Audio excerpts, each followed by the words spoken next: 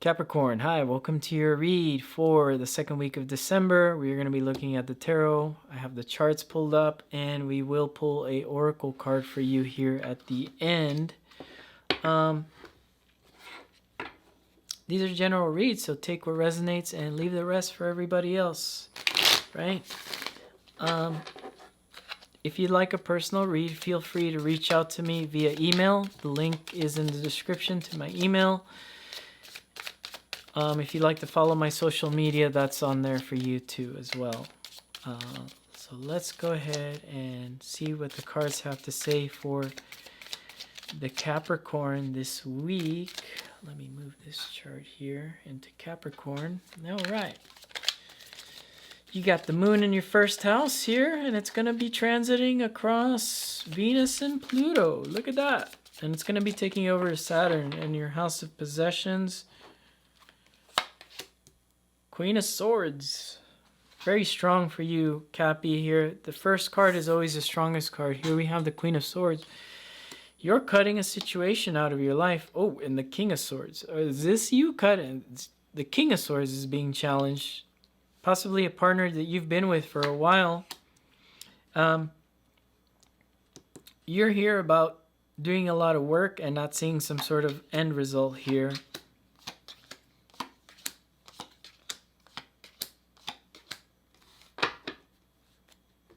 Very nice. In the past here, you had some sort of emotional beginning. You had something show up in the form of, yeah, this is nice. This is beautiful. And right now your strength is in the happiness. Something, you know what happiness looks like, right? Could be dealing with a Leo or a Scorpio here. Or an Aquarius. You have them all here, actually.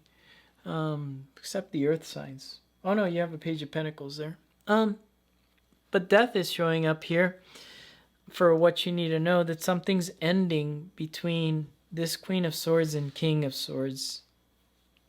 Because you're starting to figure out where your happiness lays this week. And the first house, that's within you. The moon is you. You're thinking about you. You're being a little selfish this week, Cappy. You might be in that selfish mode and realizing, you know, I have my home, I have my things, I don't need this person. Because here, maybe they were moving too slow for you here. Or maybe, I don't think this was you, but this was them moving too slow here. And it could be because of some sort of delayed messages as well. You may be experiencing delayed messages or somebody that just communicates immaturely with you.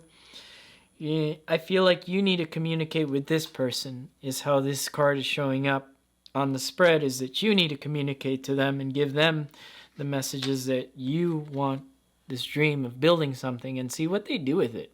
See how they run with that idea of you sending a message saying, hey, what if we do this? Throw that out there.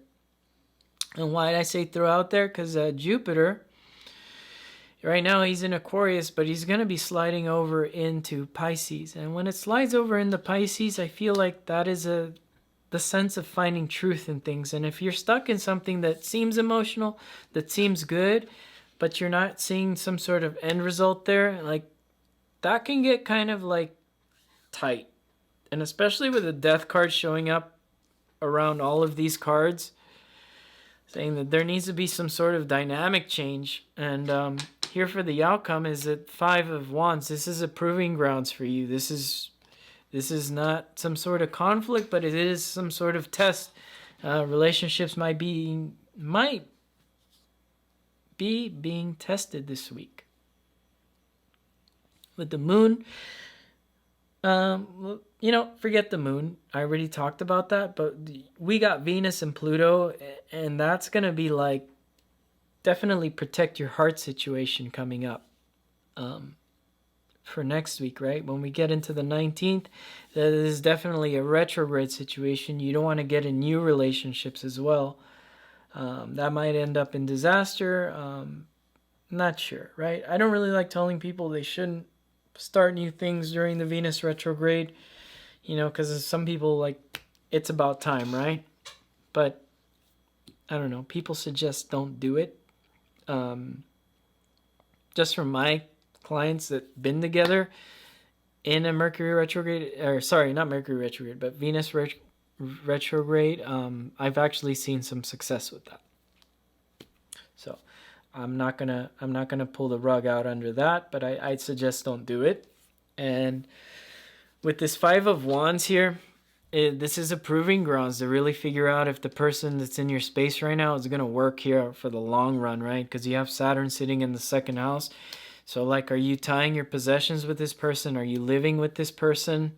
You're really being called here to, like, kind of figure those things out.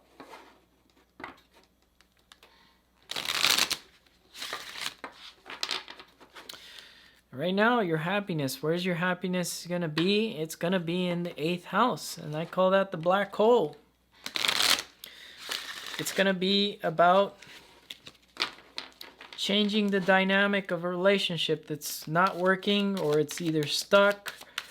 Your happiness is going to be pretty much for the rest of this month in changing the dynamic of some sort of relationship.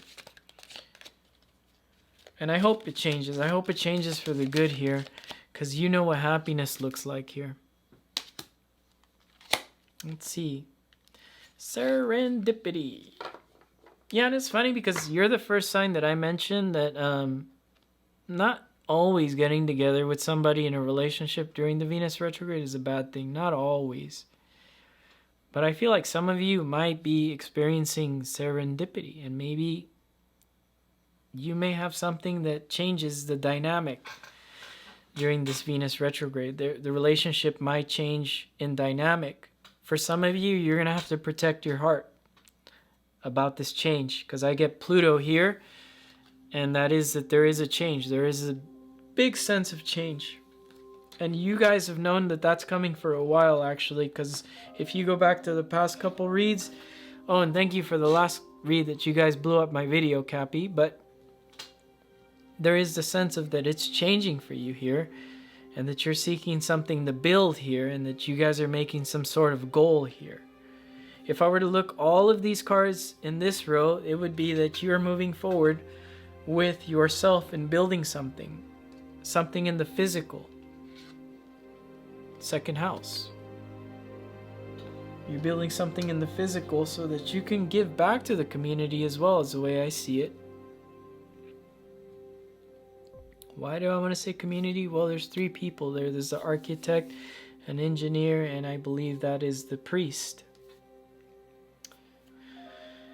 And in the middle of that Three of Coins is spirit. So that is definitely, I feel like whatever you're building gives back to the people at this time, Capricorn.